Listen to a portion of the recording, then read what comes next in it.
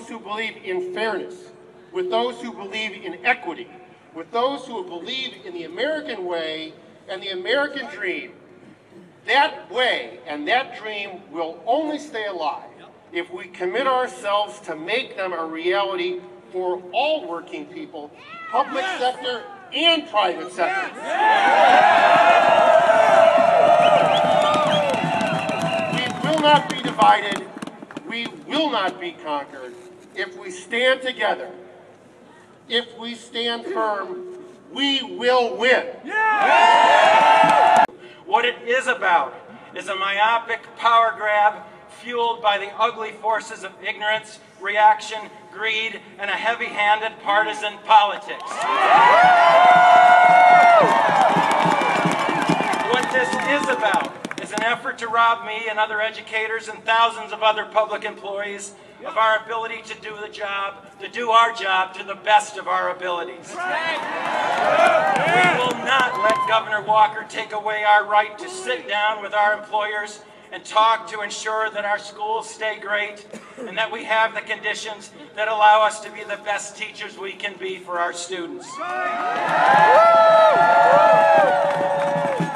When Governor Walker is more intent on making himself the darling of the ultra-right than doing what is right for the average Wisconsin family, we must stand up to power, speak out, and say no. No!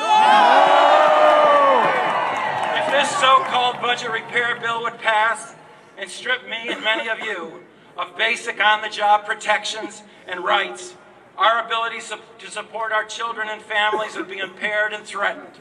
As parents, we must link arm in arm, stand up to power, speak out, and say no. No!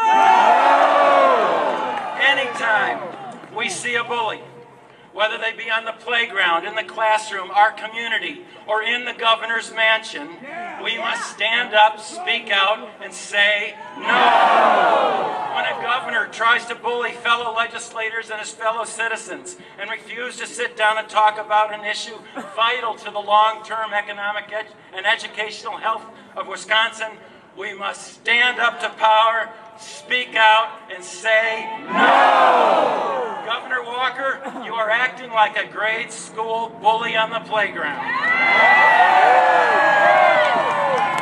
You would rather try to push people around than use your words. Governor, you need to stop being a bully and use your words. We have been heard loud and clear. Wisconsin has become a stage for middle-class workers fighting to retain a voice in their workplace and in our state's future. Teachers, nurses, other public employees have already agreed to the pension and health care concessions in the governor's budget fix, doing our part to solve the current budget crisis. But denying workers a voice in the workplace goes too far. As was said earlier, denying the voice, denying workers' rights does not balance a budget. Those things don't cost money. But silencing those frontline workers hurts our schools and all public services because it means that decisions then become dictated by politicians without the input, without the expertise, without the knowledge of those who are on the front lines of those jobs every single day. Remind my their working conditions are a student's learning conditions. The result of not listening to them is what Guy just indicated to you. The students lose, our schools and our communities lose. Educators are a voice for Wisconsin schools and students, and we will not back down.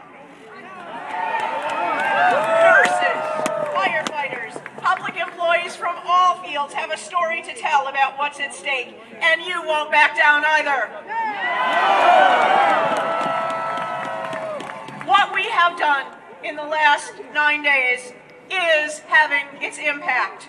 A poll released today shows 74% of Wisconsinites oppose the provisions of this bill.